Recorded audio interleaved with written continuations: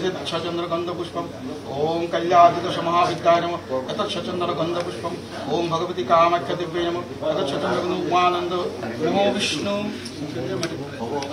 नमो विष्णु नमो विष्णु स्वाभाविक अभ्यंतरी शुचि नमो शुचि नमो शुचि नमो शुचि सर्वमंगल मंगल्यं वरेण्यं वरदं शुभं नारायणं नमस्कृत्यं सर्वकर्माणि करोति पाकरम केशव अर्घ नमो भगवते सूर्यदेवाय। फार्स्टली সকলকে নমস্কার। মাননীয় মুখ্যমন্ত্রী ডক্টর হিমন্ত বিশ্ব শর্মা মহোদয়ে আমাক যে দায়িত্ব দিছে আজি ফার্স্ট আমি জনতা ভবন আমার অফিস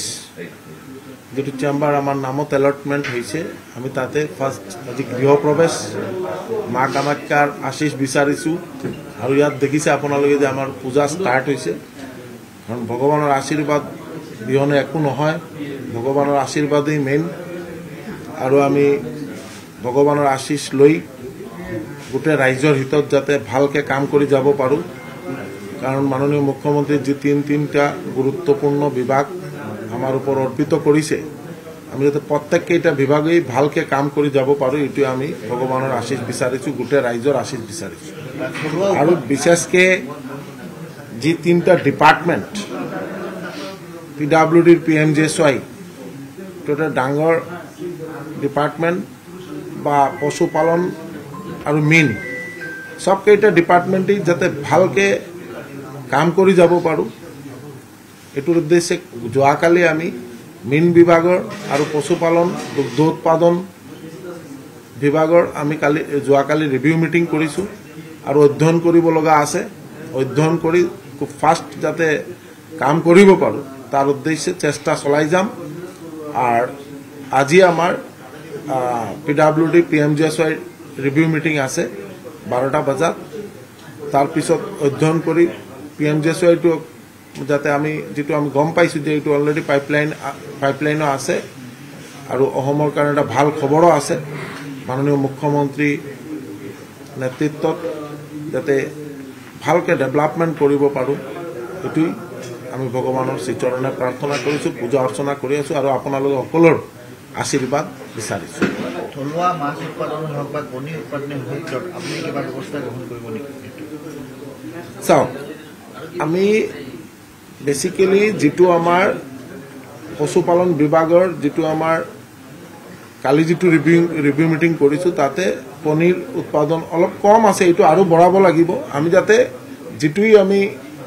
আমাৰ মাননীয় মুখ্যমন্ত্ৰী মহোদয়েৰ নেতৃত্বত যি স্কিম হাতত লোৱা হৈছে আৰু আমাৰ অতুল বৰা ডাঙ্গৰীয়া মাননীয় মন্ত্ৰী তেখেতে খুব ভাল ডিপাৰ্টমেন্টটো চলাই আছিল আমি যেটো উপলব্ধি কৰিব পাৰিছো আৰু যাতে ভালকে আমি উৎপাদনটো বঢ়াব পাৰো যাতে আমি বাহিৰৰ পৰা আহিব নালাগে আমাৰ যাতে ইয়াৰ পৰাই আমাৰ কনজাম্পশন যেটো আমাৰ ইয়াতে প্ৰডাকশন কৰিব পাৰো আত্মনিৰ্ভৰ অসম হিচাপে গঢ় লৈ উঠিব লাগিলে এটো এটা ডাঙৰ ডিপাৰ্টমেন্ট এটোৰ ওপৰত বহুত ব্যৱস্থা আছে ৰাইজৰ বহুত কাম কৰাৰ মানে সুযোগ আছে এটো আমি চেষ্টা চলাই যাম গটাৰী হোক বা পিগাৰী হোক দুগ্ধ উৎপাদন হোক কণী উৎপাদন হোক ফিচাৰীৰ যেটো আমাৰ মেইন বিভাগৰ যেটো আমাৰ মাছৰ উৎপাদন আৰু যাতে বঢ়াব পাৰো এনেকা উদ্দেশ্যে আমি অলৰেডি প্ল্যান প্ৰগ্ৰাম বনাইছো আৰু চেষ্টা চলাই যাম যাতে ভালকে এটা আগবঢ়াই লৈ যাব পাৰো। মাছৰ উৎপাদন বৃদ্ধিৰ কাৰণে আপোনালোকৰ কিবা বিশেষ আঁচনি বা পৰিকল্পনা মানে বহিৰাজ্যৰ পৰা মাছ বেছিকৈ অহা দেখি অলপ ওয়াটার বডিটো অলপ বঢ়াব লাগিব ওয়াটার বডি যিমান বাঢ়িব ইমানেই উৎপাদন বাঢ়িব তো কালি আমি এটা আমাৰ এটা নিজা এটা কনসেপ্ট আছে যে আমাৰ চাহ বাগিচা অঞ্চলত বহুত কেইটা মানে ঠাই আছে যত আমি ওয়াটার বডি কৰিব পাৰো চাহ বাগিচাৰ ওনাৰৰ লগত কথা পাতি আৰু এটো আমি তাতেই আমি মাছৰ উৎপাদন বঢ়াব পাৰো ডাঙৰ ডাঙৰ আমি ওয়াটাৰ বডি বনাব পাৰিম আৰু বিশেষকৈ আমাৰ এছিয়াৰ সবচেয়ে ডাঙৰ যেটো বিল সনবিল এই সনবিলৰ ওপৰত আমি কৈছো যে এটা অধ্যয়ন কৰি 12 মাস তাতে যদি পানী থাকে এটো 6 মান্থস পানী থাকে এটো যদি হোল ইয়াৰ পানীটো আমি ৰাখিব পাৰো তেতিয়াহ'লে আমি ইয়াৰ পৰা এটা ডাঙৰ আমি উৎপাদন বঢ়াব পাৰিম মাছৰ। আন এটা প্ৰসংগ, যিহেতু বাৰ্মাৰ পৰা বহিৰাজ্যৰ বহুত মাছ আহি পেলাই অসমৰ থলুৱা বজাৰ দখল কৰিছে, অসমৰ থলুৱা মৎস্যজীৱীসকল প্ৰত্যাহ্বানৰ সন্মুখীন হৈছে, এই ক্ষেত্ৰত কিবা ব্যৱস্থা গ্ৰহণ কৰিব নেকি? এইটো এনেকুৱা নহয়, হৈছে কি কেইটামান মাছ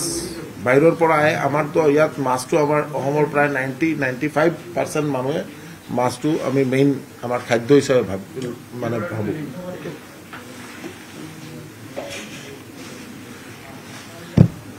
মাছটো মেইন খাদ্য। তো এইটো কাৰণে আমাৰ কোনোবা মানুহে যদি যে বিবাহ মেৰেজ চিৰিমনি এইবিলাকক অলপ বাহিৰৰ পৰা কিবা মাছ আনি থাকে, যিটো আমাৰ ইয়াত উৎপাদন হয়, তো এইটোও যাতে আমি ইয়াত উৎপাদন কৰিব পাৰোঁ, এইটোও কালি ডিছকাছ হৈছে। এনেকুৱা নহয় যে আমাৰ অসমৰ মাছৰ উৎপাদনৰ অৱস্থা খুব বেয়া, এইটো নহয়, খুব ভাল পজিশ্যনত আছে। আৰু যিটো দেখিছোঁ আমি লাষ্ট ইয়াৰ আমাৰ গ্ৰোথ, লাষ্ট 3-4 ইয়াৰ্ছ গ্ৰোথ খুব ভাল মৎস্য উৎপাদনত। ঠিক আছে, নমস্কাৰ, থেংক ইউ। আপুনি বিচৰা বাতৰি পাব কেৱল নিউজ 18 এপত।